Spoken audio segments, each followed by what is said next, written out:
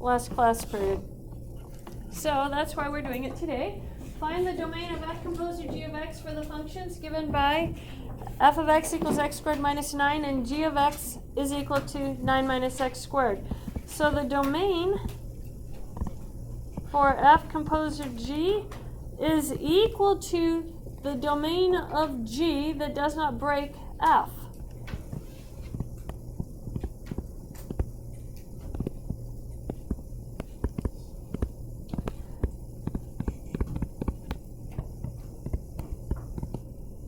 So if I look at f right here, what is the domain for our squaring function?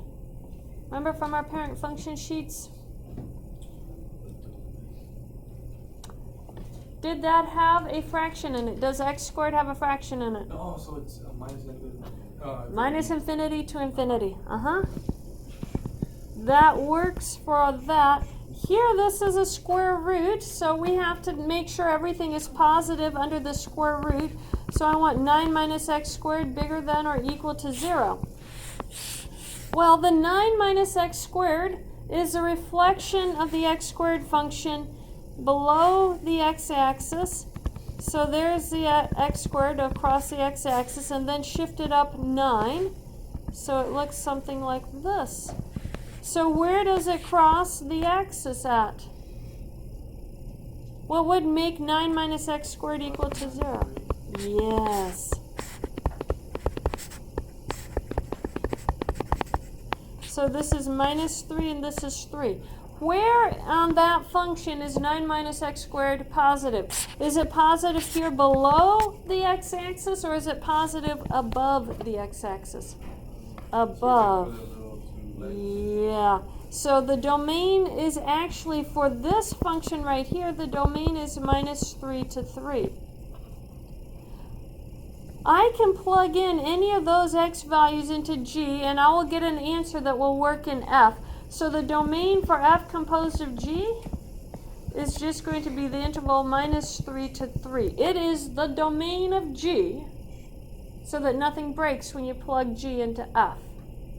Usually on all of your homework problems, it's simply going to be your domain of g. If you remember it as the domain of g right here, you will be correct 99% of the time on your homework. Okay? The 1% means you have to restrict it one more time. But on your homework, I don't believe that you ever have to restrict it any more than that. And in most of mathematics, you're going to be correct until you start seeing really weird functions. If you remember the domain of f composed of g is simply the domain of g, you'll be good. So on your homework sheet, I want to see that, and I want to see, oops, that's a horrible arrow. I want to see this calculations for the domain of g. That's what I want to see on your quiz sheet that you're filling out right now.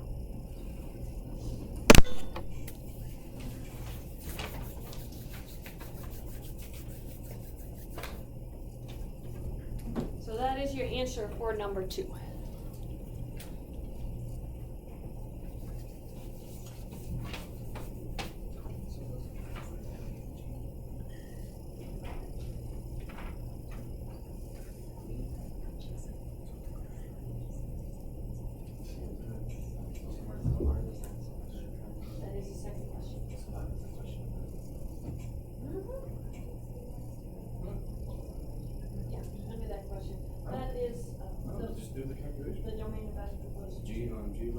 Oh, you guys have different numbers. I thought I copied it. Okay, so x squared minus 1 and x plus 1. So how are you going to do your x plus 1? It's even easier than what I did. You don't have to. Yeah, x is just greater than or equal to 1 on negative 1 on yours, right? So how does that work on yours? You take what's under the square root and make it bigger than 1. So you have f of x equals to what, guys? And g is equal to square root of x plus 1. Take what's underneath your square root and do what? X plus 1 is Greater than or equal to 0. So x is And you can plug in anything you want into F, it's going to work. So what is your domain for F composed of G?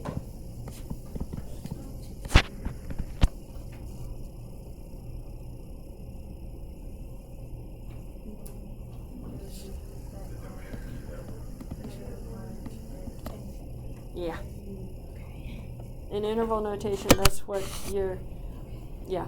So this would be, yeah, you include -1, because you can plug in 0 into the square root.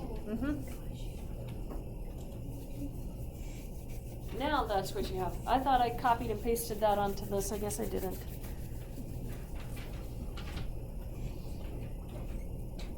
You guys all compare your answers for F composed of G. Make sure you get the same answers for that.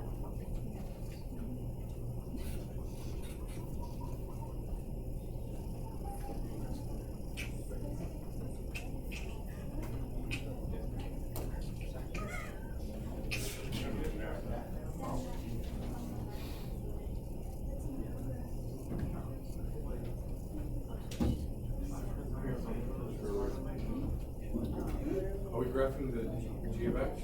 No, you don't have to. Only reason I did it for the squared one was so I could pictorially see where it was positive. It makes solving it so much easier than the algebraic way. It's so much harder to solve algebraically than using a graph for that one.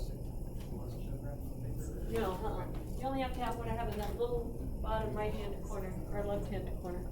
If you graph it, how would you graph it? You graph the straight line of it. Because it's x plus 1. And so that's a straight line going through there. And it's positive from there on up. Oh, so it wouldn't be like. Yeah, it's not that parabola. Yeah, so you don't need the parabola on it. You only need what's in that lower left-hand corner of the slide. Yes. And so you get x plus 1 minus 1. But what is x plus 1 minus x? You're doing lines. This is function composition. So you have big circles on multiplication. If I did with a dot, it would be multiplication. But that's what we're circle. So that's where you take all of G and plug it in for the x block.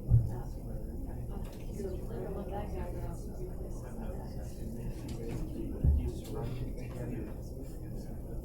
So you don't have to do the main? Yes, the root of x plus 1 is squared. I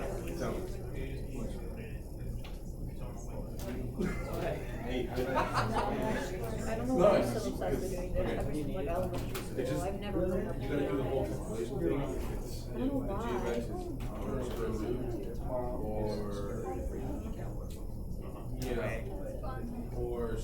or fractions. That's when you do the calculation to figure it out. If it's none of that, it's negative infinity. Hey, what'd you guys get for the function composition? X. Yeah. It's just x. So, let's see what you did. Why is it just x? You're plugging in a square root into a square. The square cancels the square root.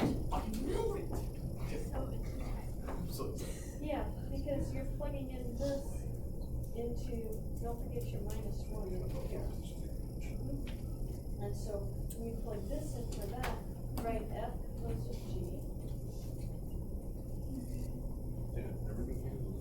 equals, and now you're plugging in that where you see the x there. So you have x, and then minus 1. And the square cancels the square root.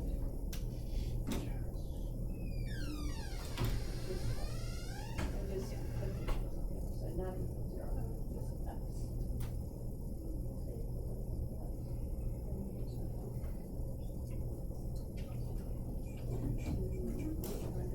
So did you get it figured out? Yeah.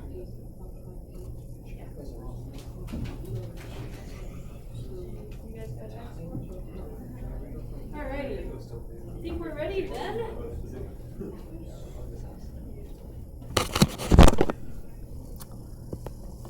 Section 1.9, inverse functions. What we want to know is what you can compose a function with to get x. So you say if f composed of g evaluated at x equals to x, and I need both of them, g composed of f at x equals to x, then f is equal to the inverse of g, or you can write it as g is equal to the inverse of f. You can write it either way, but it's inverse function. In other words, when you do function composition of them, plug one into the other function, your answer is x, then you have the inverse function. So that's what I wrote down right here. What you have to know here is that the domain of f must equal the range of f inverse. The range of f must equal to the domain of f inverse. This is going to be a test question. I'm going to write it as true false or fill in the blank. It'll one or the other. It'll either be true false or fill in the blank. If it's fill in the blank, it will be something like this. The domain of f equals something of f inverse. And what would you put right there? Yeah.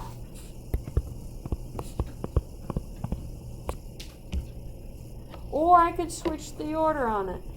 Or if it was a true-false question, I could write something like this. The domain of f inverse is equal to the domain of f. True or false? False. Yep. It's a false question. That should be the range. So, those are guaranteed test questions. They're easy test questions. Know them. Okay, let's continue then. What we want to do is figure out how to find these inverses. So we're going to start with something easy. We're going to have f is going to be the relation 1 goes to 2, minus 1 goes to 1, 0 to 3, and 2 to 4. And g is going to be the second one, 2, 1, 1, negative 1, 3, 0, 4, 2. We want to find f composed of g. So I have to start with the second one first. 2 goes to 1, so let's look at 2. 2 goes to 1 under G. Go up to F. Where does F take 1 to? 2. So now let's look at G. 1 goes to negative 1. Where does negative 1 go to under F? 1. Look at the third one. 3 goes to 0. And then where does 0 go to? 3. And then the fourth one, 4 goes to 2. Where does 2 go to? So all of these are the same. When all of those are the same, that tells you that f is equal to f inverse is equal to g, or f is equal to g inverse, because it gave us the same values. Let's try looking at g composed of f. You're going to see something very interesting here. G composed of f means we do the f value first. So 1 goes to 2. And where does 2 go to? 1. Then negative 1 goes to 1. Where does 1 go to? Negative 1. 0 goes to 3. Where does 3 go to? 0. So we have 0 to 0. And then 2 goes to 4, and 4 goes to... Notice these here again are all the same, so I can still say that f inverse is equal to g, or g inverse equals to f. You can write it either way. However, compare these two functions. I have 1 to 1, minus 1 to minus 1, 0 to 0, and 2 to 2. On the first one, I have 2 to 2, 1 to 1, 3 to 3, and 4 to 4. They don't have the same values. They have them, the same x and x goes to y for all of them, but they don't have the same x values for all of them. Do you guys see that? They look different, and they will, because f composed of g is not equal to g composed of f. But because x equals to y, they are inverses. You guys see that difference? Yep. Okay, let's carry on. Note that the inverse relation f inverse just interchanges x and y values of the relation f. This is the same as reflecting the function across the line y equals to x. If you go back up here and look at this, the difference here, we had 1 and 2 and it became a 2, 1. I have a minus 1, 1, I get a 1 minus 1. Do you guys see that flip? It just interchanges x and y to be the inverse on it. So if I had the relation f equals 0, 1, 2, 3, and say 5, 6, what would f inverse be then? 1, 0, interchange x and y. Yeah. Interchange x and y. When they give it to you as a list of points, it's very easy to find the inverse. You just interchange x and y and you're done. And you have a homework problem like that. Just interchange your x and y. When they give it to you as a function, a few more steps are necessary. We're going to first determine which one of the following is an inverse, and we're going to do it by plugging in using function composition. So let's find f composed of g. That is going to be f of g of x, which is x minus 2 over 5. So it's 5 over x minus 2 over 5 minus 2. Now we have to simplify this. So I have this whole fraction in the denominator, and that's going to be over a 5. So I'm going to multiply by a 5 over 5 on the 2. And I get an x minus 2 over 5 minus 10 over 5. Now I can combine them together. I get an x minus a 12 over 5. Now, flip that fraction in the denominator upside down and multiply by it. And this is like a 5 over 1. So I get a 5 over 1 times 5 over x minus 12. That is not equal to x. So that is not the inverse.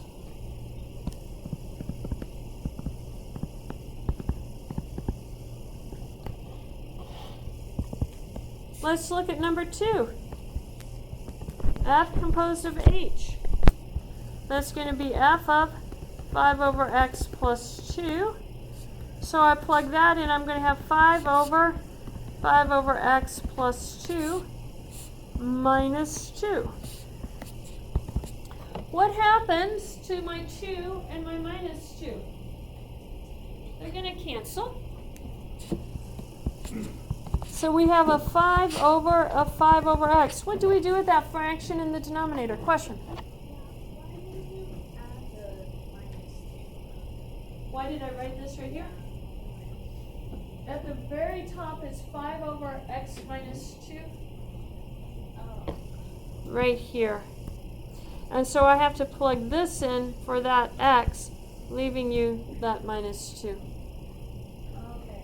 That makes sense? Mm-hmm. Okay, what do we do with our fraction down here?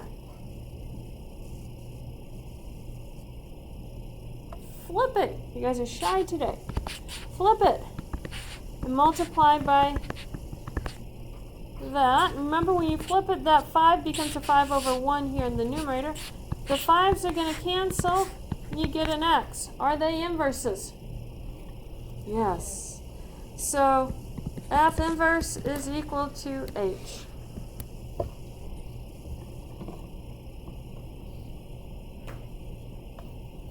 Or I can say this one is the inverse. You're going to have a homework problem like that. You have to plug it in, do function composition to see which one is the inverse. If you get an answer of x, then you know that you have the inverse. If you don't get an answer of x, then it's not the inverse, or you made a mistake. So the answer is x is an inverse. Yep, the answer has to be x if it's an inverse. Any questions on that? Okay, let's carry on then. Now this one says sketch the graphs of the inverse functions f of x equal x squared and f inverse of x equals the square root of x. first of all, let's make sure they're inverses. So I'm going to say f composed of f inverse is going to be f of the square root of x, which is the square root of x squared. That gives you an x. So they are inverses. Let's sketch them. X squared, for x bigger than 0, is just the right-hand side of the parabola. It goes through the point 1, 1. I'm going to move that 1, 1 over. See if I can make it line up a little bit better. And I'm going to graph in red ink the square root of x. And this is again for x bigger than 0. So the square root of x is going to go through 0, 0 and 1, 1 also. But what is the shape of the square root function? Goes up kind of like a butterfly wing. Now, what's happening is, if you graph the line y equals to x, you can see that if you reflect it across this line, this function right here lies on this part over here. It's a reflection across the line y equals to x. F inverse is a reflection across the line of y equals to x for f.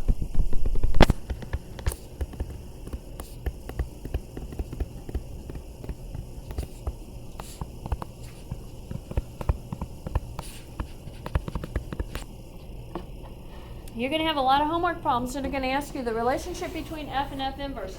And that's exactly what they're wanting you to state.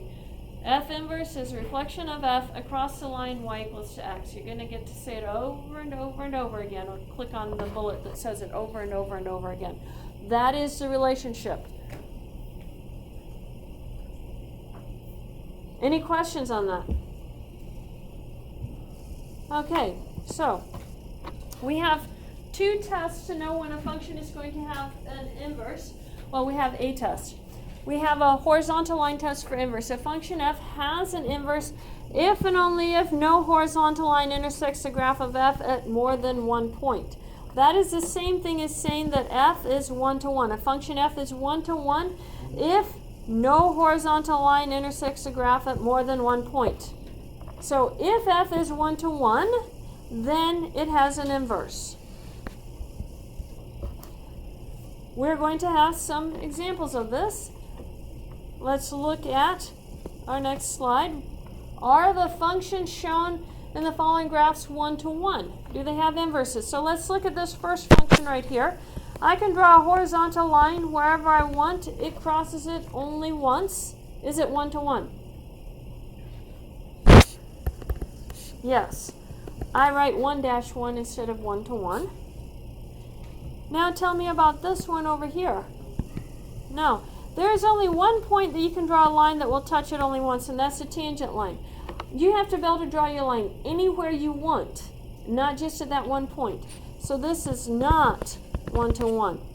If it's not 1 to 1, that means it has no inverse. Over here, this one is 1 to 1.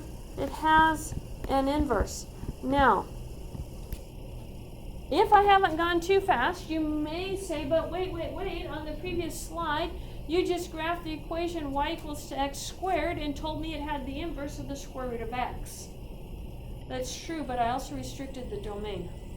I restricted the domain so that it would only have a function, horizontal line crossing it at one point.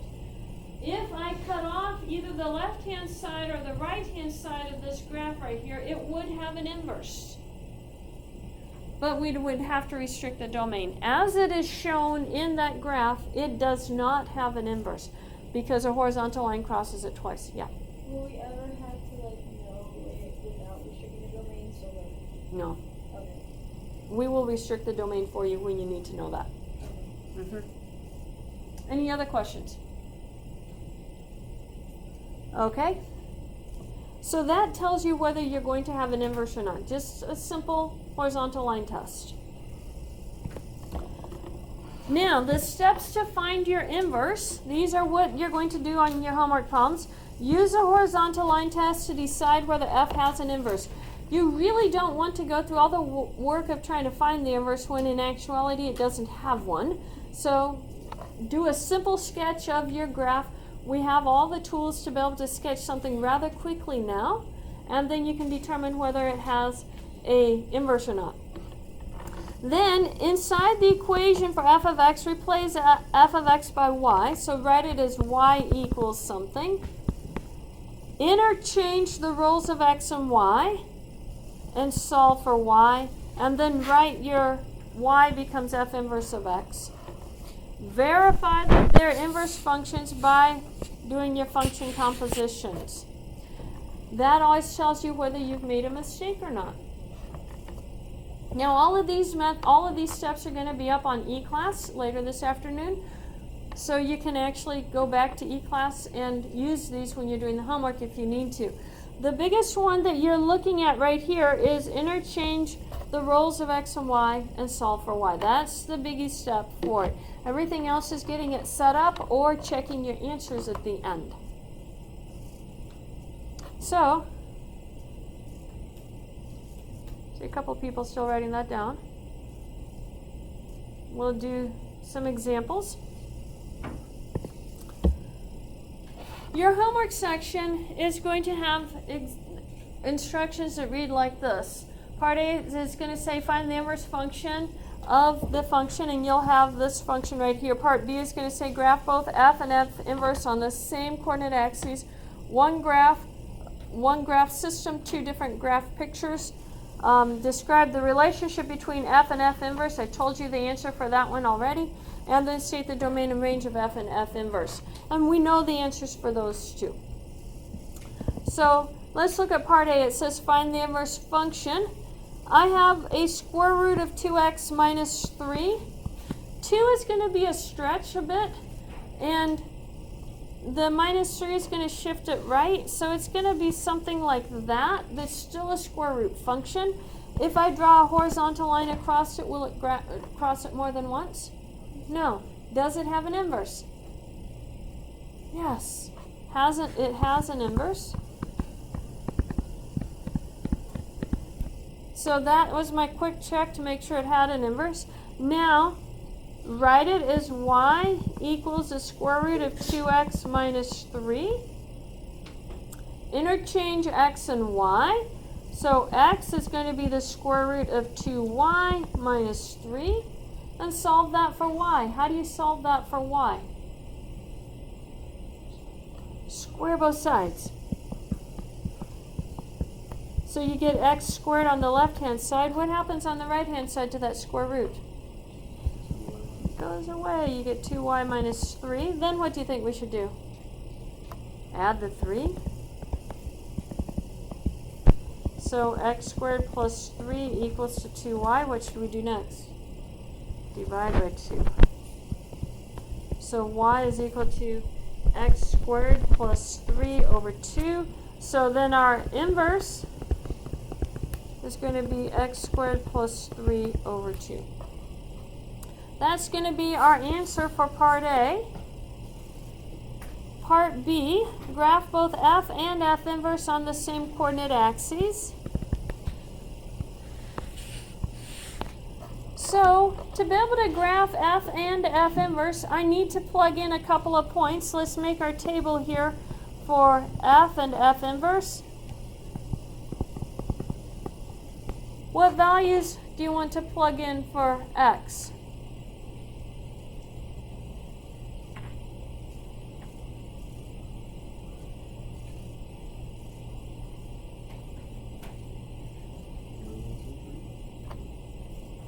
I'm glad someone chose a choice of 0. I'm going to go with, I'll start with 0, but watch what happens. What is 2 times 0? So you get the square root of negative 3. Can that happen? No, not under a square root. So that didn't work. So we need to know, when is 2x minus 3 bigger than 0?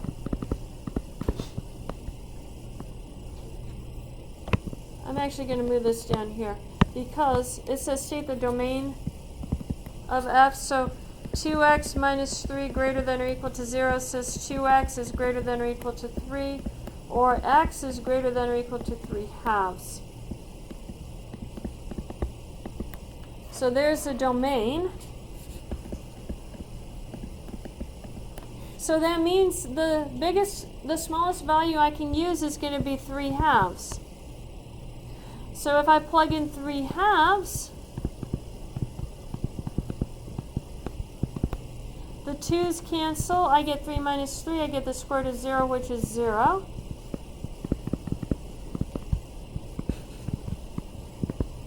So that's going to be, here's 1, here's 2, 3/2 zeros right here.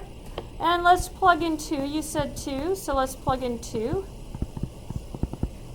What is 2 times 2? Minus 3. Square root of 1. 1. So we get the point 2, 1. Join it with our square root curve. Now, it's easy to figure out the graph of the other one because it's a reflection across the line y equals to x. So this one down here at 3/2 0 goes up here to 0 3/2, and then 2 1 becomes 1 2, and it looks something like that. You only have to graph one of your functions to know what the other function is going to look like. Does that make sense? Now we have one last thing to do.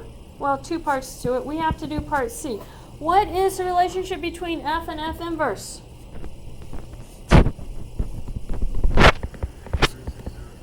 Yeah, someone remembered.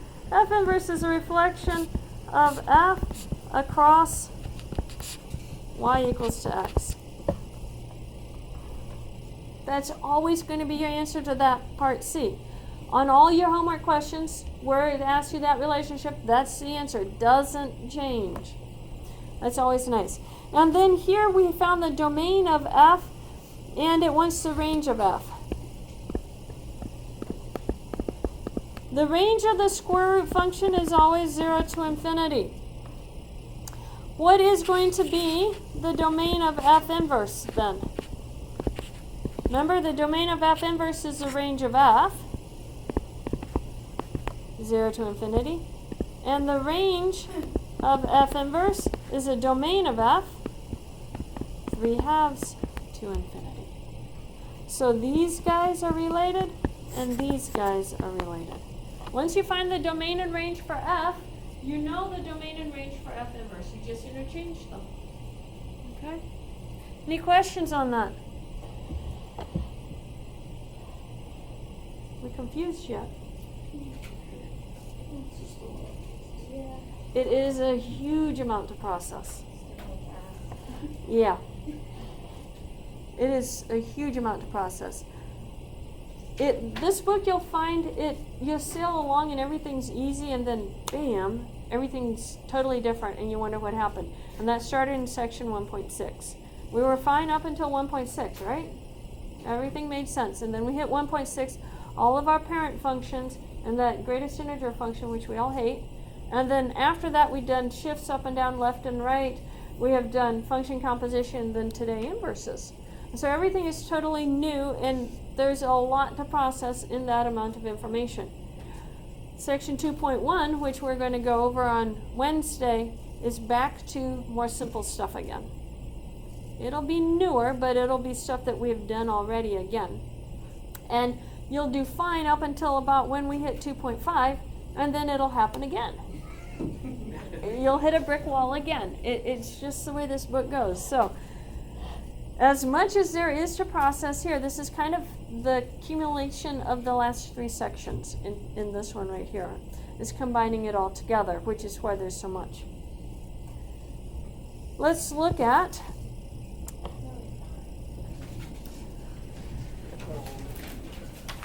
But I didn't give you all the parts that you had on the previous one. First of all, I asked you, does it have an inverse? And notice I restricted it to the right-hand side over here. So tell me about the graph of x minus 9 squared plus 1. What is a parent function? X squared. What shifts and translations happen to this?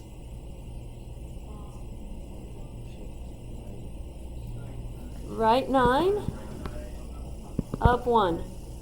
So there it is. And you're only allowed x greater than or equal to 9. You can't draw any other parts of it. Does it have an inverse? Okay, that's the work for answering, does the function have an inverse? So draw me that little graph and state, yes, it has an inverse. And then go through the process of finding that inverse. Interchange x and y and solve it.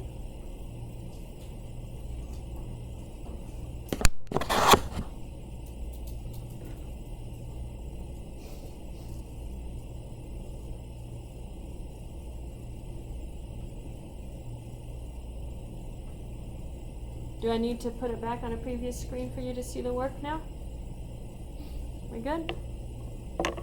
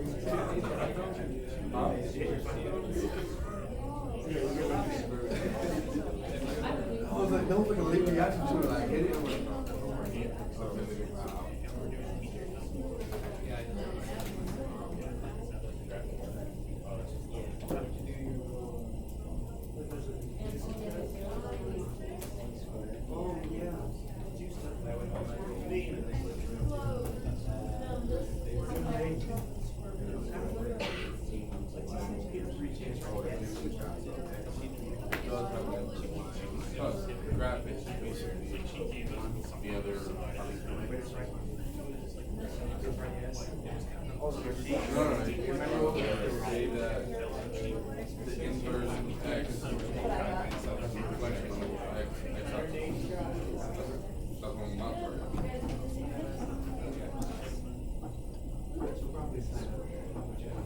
So compare your answers, guys.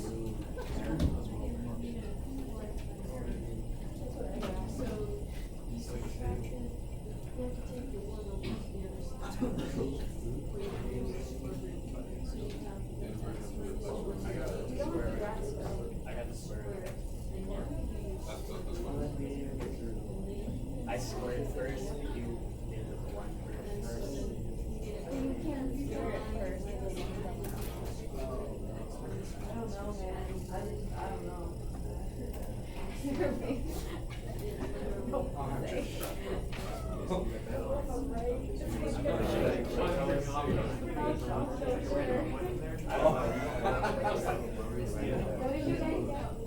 I mean, you can square it because it doesn't really because square it. And you know, it's true on the top part right over here. It's not on both sides. But it does have reflection. Yeah, you can, well, it isn't reflected yet, but you can reflect it across the line y equals to x. Yes. So is that what everybody got? And we didn't have to track it. No, I just asked you to find it. You guys get it figured out? And then I would say. No, I feel smarter, but. Okay, we are done for today. As soon as you have that done correctly, you may turn it in. Make sure your name is on it. Take a picture of it so you can do it on your homework, because you're going to have to do it on your homework.